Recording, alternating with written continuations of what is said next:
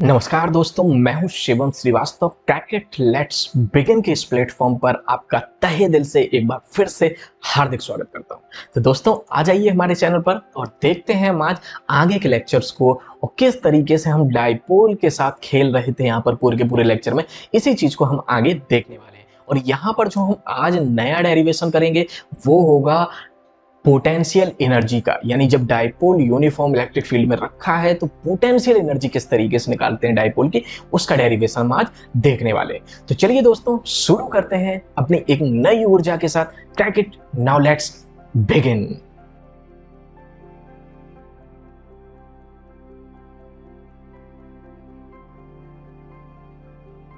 तो चलिए दोस्तों, जैसा कि मैंने आपको बताया कि आज हमारा जो डेरिवेशन होने वाला है वो किसका है, potential energy of a dipole in an external field. और कैसी फील्ड होगी, यूनिफॉर्म, क्योंकि हम जितनी भी चीजें करेंगे यूनिफॉर्म पहन के करेंगे। बहुत मन से करेंगे आज। देखते हैं कि किस तरीके से इस डेरिवेशन को करते हैं। तो देखो, पोटेंशियल एनर्जी क्या होती है, देखो पहले इस चीज को समझो। पोटेंशियल एनर्जी का मतलब क्या होता है। देखो, अगर डिक्शनरी में देखें तो पोटेंशियल से कहीं ना कहीं एक चीज निकल के आती है, क्षमता। किसी भी चीज की जो क्षमता होती है वही तो पोटेंशियल होती है। तो हम लोगों की जो पोटेंशियल एनर्जी है वो कहीं ना कहीं वर्क डन पे ही तो डिपेंड करती है। सभी लोग जानते हैं वर्क करने से ही तो हमारी पोटेंशियल पता चलती है। या ऐसा कह दो कि जब हमारे अंदर पोटेंशियल होगा तभी हम वर्क करेंगे। अब देखो जरा, यहां पर हम जो पढ़ने वाले हैं वो potential energy of a dipole के डेरिवेशन देखना। तो किस तरीके से होगा उसको एक एक करके स्टेप बाय तरीके के यहां से समझ लेते हैं। तो देखो, पोटेंशियल एनर्जी का फॉर्मूला किस तरीके से निकालेंगे वो हम यहां पर देखने वाले हैं। देखो क्या लिखा हुआ है, when इनिशियली, यानी शुरुआत की हम बात कर रहे हैं कि when इनिशियली या a dipole is situated perpendicular to the field। हमने ये मान लिया कि जो डाइपोल है वो फील्ड के जस्ट परपेंडिकुलर है। जैसे सपोज दैट ये फील्ड है तो फील्ड के जस्ट कैसा रखा हुआ है, परपेंडिकुलर। तो देखो, अब उसकी क्षमता निकालनी, उसके अंदर पोटेंशियल एनर्जी डेवलप करनी। तो पोटेंशियल एनर्जी कैसे आएगी, देखो जरा एक चीज देखो। जब डाइपोल फील्ड के परपेंडिकुलर रखा होगा तो आपको एक चीज समझ में आ रही होगी, जो फील्ड लाइंस होंगी उसका मैक्सिमम फोर्स उस पर लगेगा, यानी जो टॉर्क होगा वो मैक्सिमम वर्क करेगा। और आपको पता है, मैंने बताया था जब dipole perpendicular to the field होता है तब उस पर कितना टॉर्क वर्क करता है। सोचो, पिछले वाले डेरिवेशन में आपको ये पढ़ाया था मैंने। तो आप इसको कमेंट बॉक्स में आंसर करके बता सकते हैं। सोचना जरा, दिमाग के घोड़े दौड़ाना कि जब डाइपोल फील्ड के परपेंडिकुलर रखा होता था तो उस पर जो मैक्सिमम टॉर्क लगता था उसकी वैल्यू कितनी होती थी। सोचो जरा, मैक्सिमम टॉर्क, यस एग्जैक्टली, उसकी वैल्यू होती थी P इंटू ई। P होता था डाइपोल मोमेंट और E होता था इलेक्ट्रिक फील्ड। मैक्सिमम टॉर्क कैसे, मैंने बताया था कि जब आप परपेंडिकुलर खड़े हो और सोचो आंधी आ रही हो तो आप पर मैक्सिमम फोर्स लगेगा कि नहीं। ये आंधी या जो हवा होगी वो आपको घुमाने का मैक्सिमम प्रयास करेगी। तो सोचो, अगर डाइपोल फील्ड के परपेंडिकुलर रखा है तो उसकी पोटेंशियल एनर्जी कब डेवलप होगी। पोटेंशियल मतलब उसके अंदर कुछ एनर्जी आ जाए, उसके अंदर कुछ क्षमता आ जाए। वो कब आएगी, जब आप क्या करें, जैसे आंधी चल रही है, फील्ड का मतलब ये आंधी, स्टॉर्म आ रहा है, तूफान आ रहा है, तो क्या करें आप, उसी की डायरेक्शन में झुक जाएं थोड़ा सा, तभी तो आपकी क्षमता और ज्यादा मजबूत हो जाएगी, तभी तो होगी ना। यस एग्जैक्टली, यही पोटेंशियल एनर्जी होती है। यानी जब डाइपोल क्या हो, perpendicular to the direction of field रखा हो और उसको फील्ड की डायरेक्शन में घुमा दिया जाए तो रोटेट करवाने पर जो वर्क डन किया जाता है वही इस डाइपोल में एनर्जी के रूप में स्टोर हो जाता है। बात समझ रहा, आपने क्या किया, आप पहले परपेंडिकुलरली खड़े थे, हवा आप पे आ रही थी, डायरेक्टली आप पे इंपैक्ट कर रही थी, परपेंडिकुलर खड़े थे, डायरेक्टली इंपैक्ट कर रही थी। अब आप क्या होगा, आपकी एनर्जी बहुत ज्यादा लॉस हो रही होगी। लेकिन अगर आपको अपनी क्षमता बढ़ानी हो तो आप क्या करेंगे, आंधी की डायरेक्शन में ही थोड़ी झुक जाओ या उसी डायरेक्शन में हो जाओ। तो क्या होगा, आपके अंदर एक एनर्जी स्टोर हो जाएगी। वही स्टोर्ड एनर्जी आपकी क्या कहलाएगी, पोटेंशियल एनर्जी। तो बहुत सिंपल हो गया, लिखा हुआ है कि when initially a dipole is situated perpendicular to the field, यानी अगर परपेंडिकुलर रखा है डाइपोल फील्ड के, देन देखो देन के बाद क्या लिखा हुआ है, then the work done to rotate a dipole in the direction of field, यानी फील्ड की डायरेक्शन में झुका दिया जाए उसे एट एनी एंगल, या तो फिर फील्ड की डायरेक्शन में पूरा झुका दिया जाए इस तरीके से, या थोड़ा बहुत ही झुका दो। अगर आंधी कम है तो थोड़ा बहुत ही झुका दो। तो उसके अंदर तो हमने माना कितना झुकाया गया, हमने मान लिया कि फील्ड से थीटा एंगल पर झुका दिया गया, यानी फील्ड की तरफ थीटा एंगल पर झुका दिया गया।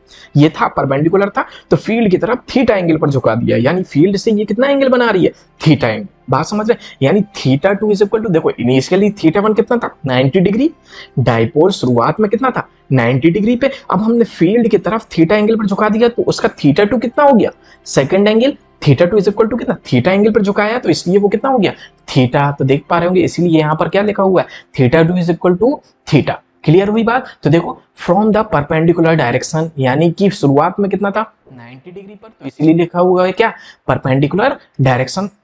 तो इज स्टोर्ड, तो वर्क डन जो होता है वो स्टोर्ड हो जाता है in the form of energy, that is called the potential energy of the dipole. तो बात समझ में आई क्लियरली, क्या लिखा हुआ है फिर से देख लेते हैं। तो द वर्क डन, यानी जो वर्क डन होता है वही पोटेंशियल एनर्जी होती है, लेकिन वर्क डन कब, to rotate a dipole in the direction of field, यानी फील्ड की डायरेक्शन में घुमा दिया जाए किसी भी एंगल पर एट एनी एंगल थीटा, यानी थीटा टू फाइनली कितना हो जाएगा, theta, from the perpendicular direction, यानी पहले परपेंडिकुलर था, अब थीटा एंगल पर झुका दिया किसकी डायरेक्शन से, फील्ड की डायरेक्शन। तो सोचो ये theta two is equal to theta, और शुरुआत में कितना था, शुरुआत में ये पूरा जो था वो क्या था, theta one is equal to 90 degree.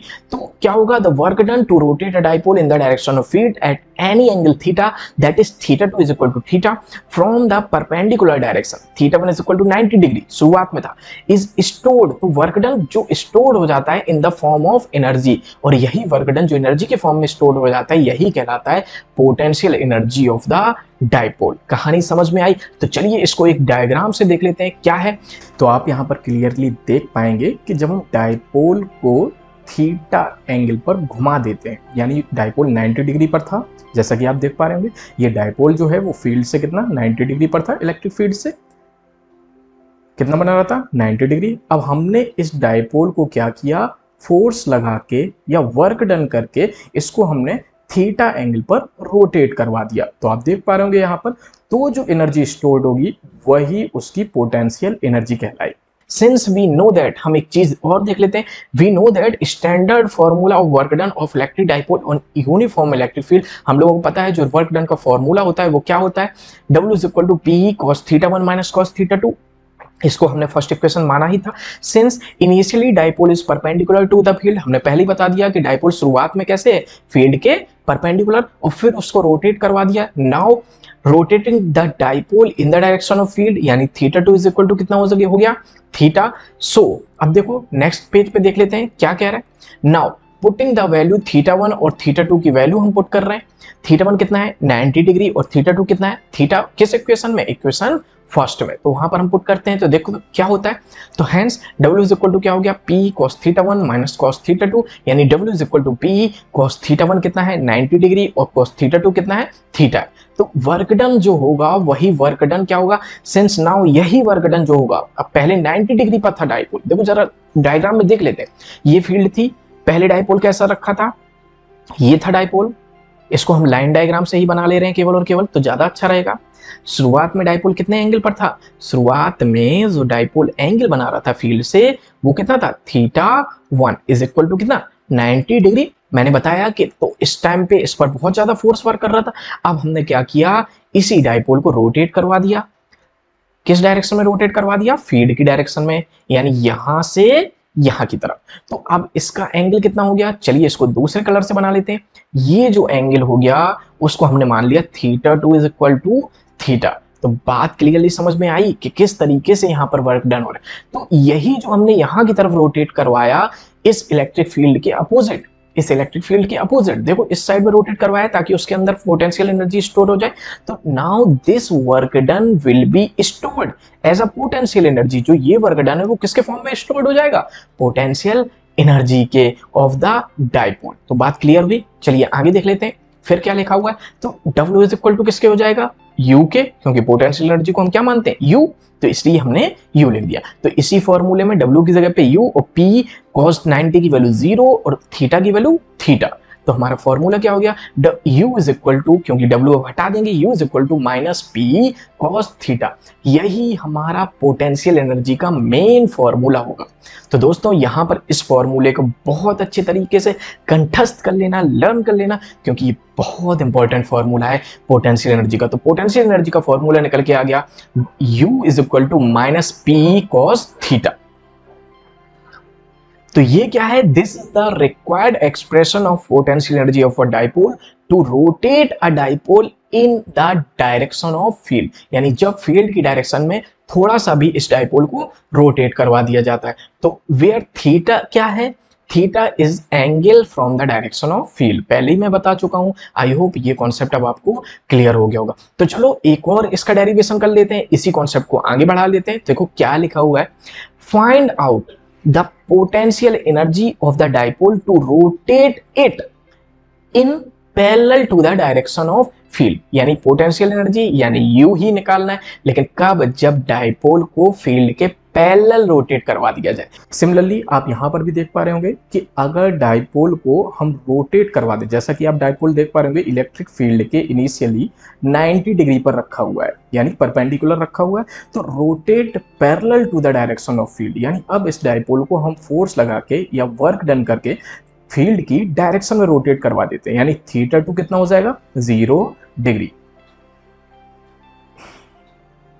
चलिए देख लेते हैं। तो देखो U इज इक्वल टू, हम लोग फॉर्मूला जानते हैं, जो पोटेंशियल एनर्जी का फॉर्मूला था, अगर किसी थीटा एंगल पर रोटेट करवा जाए तो क्या हो जाएगा, यानी इलेक्ट्रिक फील्ड से डायरेक्शन कैसी बना रहा है, इलेक्ट्रिक फील्ड से जो डायरेक्शन पहले 90 था, इलेक्ट्रिक फील्ड से अब कितनी डायरेक्शन पे है, थीटा एंगल पर, लेकिन थीटा नहीं, हमें क्या करना है, theta is equal to 0 degree करना है कि नहीं, यानी theta two is equal to 0 degree, तो U इज इक्वल टू क्या हो गया, minus P cos theta, theta is equal to क्या है, 0 डिग्री, क्यों, क्योंकि कहा है that is rotate parallel to the direction of field, यानी डाइपोल को हमने पैरेलल रोटेट करवाया, तो U is equal to minus P cos 0, cos 0 की वैल्यू होती है 1, तो U इज इक्वल टू क्या आ गया, माइनस पी, यानी U का फॉर्मूला आ गया माइनस पी, और ये कब है, जब डाइपोल को parallel to the field rotate करवाया जाता है। समझ में आई बात कि नहीं, ये फॉर्मूला कब है, जब डाइपोल को parallel to the field rotate करवाया जाता है, यानी शुरुआत में डाइपोल कैसा था, शुरुआत में 90 डिग्री पर था, ये पॉजिटिव था और ये नेगेटिव, तो शुरुआत में जो फील्ड से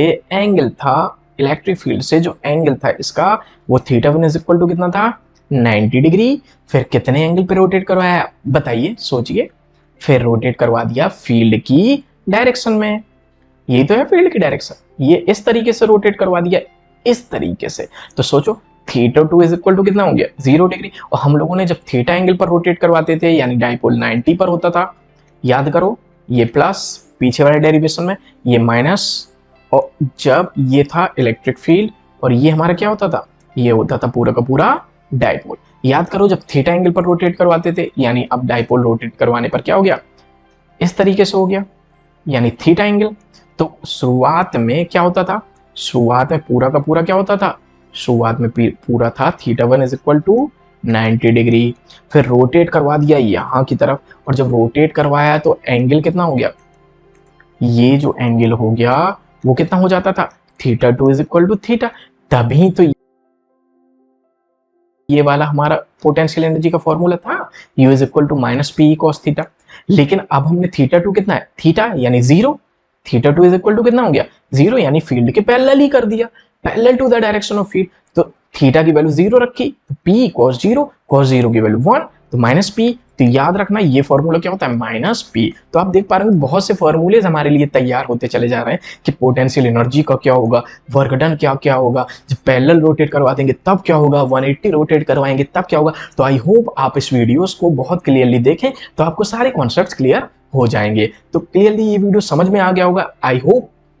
आगे बढ़ते हैं, चलिए अब सेकंड मेथड देख लेते हैं। जैसा कि हमने देखा कि putting the values of theta one is equal to 90 degree and theta two is equal to 0 degree in equation 1, यानी पहली इक्वेशन में, तो देखो क्या हो जाएगा, hence W is equal to P cos theta one minus cos theta two. इसी वाले से भी हम पोटेंशियल एनर्जी निकाल के देख रहे हैं, क्योंकि वर्क डन ही तो पैरेलल पोटेंशियल एनर्जी में स्टोर्ड हो जाता है। तो from the perpendicular direction, perpendicular direction के लिए हम थीटा वन कितना रखेंगे, 90, और rotate it in parallel to the direction of field, यानी इसको हमने फील्ड के पैरेलल रोटेट करवा दिया, तो थीटा टू 0। तो देखो वर्क डन के इस फॉर्मूले में भी हम डायरेक्टली रख सकते हैं, थीटा वन पहले 90 था, अब हमने 0 करवा दिया, तो W जो होगा वो पोटेंशियल एनर्जी के फॉर्म में स्टोर्ड हो जाएगा, यानी since now this work done will stored as a potential energy of the dipole. तब हमारा फॉर्मूला क्या हो जाएगा, W is equal to U के, तो W is equal to U इसी वाले फॉर्मूले में रखा, P cos 90 की वैल्यू होती है 0, आप सभी लोगों को पता है cos 90 की वैल्यू कितनी होती है 0, और cos 0 की वैल्यू होती है 1, तो क्या आ गया, U is equal to minus P. Concept clear हुआ? तो दोनों तरीके से हमने यहाँ पर देखा।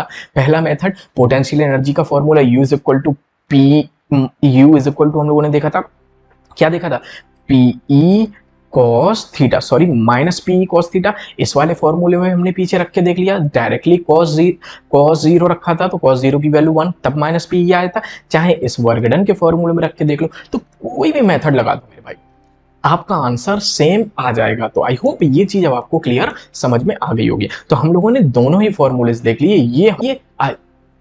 ये हमारा फॉर्मूला है, किसका है, पोटेंशियल एनर्जी का। तो आई होप आपको ये कॉन्सेप्ट काफी हद तक दिमाग में बैठ गया होगा। तो हमने यहाँ पर डाइपोल के काफी एप्लीकेशंस को देख लिया कि जब डाइपोल फील्ड की डायरेक्शन में रखा है, फील्ड के परपेंडिकुलर रखा है, फील्ड के एंटी पैरेलल रखा है, 270 डिग्री पे रखा है, टॉर्क क्या होगा, वर्क डन क्या होगा, पोटेंशियल एनर्जी क्या होगी। तो बहुत सिंपल फॉर्मूलेस थे। हम लास्ट में जब चैप्टर खत्म होगा तो सारे फॉर्मूलेस को एक बार लिख के रिवाइज भी कर लेंगे। आई होप आपको ये लेक्चर पसंद आया हो। अगर आपको यहाँ पर काफी चीजें क्लियरली समझ में आई हो तो इस वीडियो को जरूर और भी लोगों तक शेयर करें। आपने देखा कितने अच्छी तरीके से एनिमेटेड तरीके से यहाँ पर समझाने का प्रयास किया गया, एक एक चीज को कॉन्सेप्चुअली समझाने का प्रयास किया गया। तो आई होप आपको ये चीजें क्लियर हुई होंगी। तो चलिए आज के लेक्चर को बस यहीं तक रखते हैं।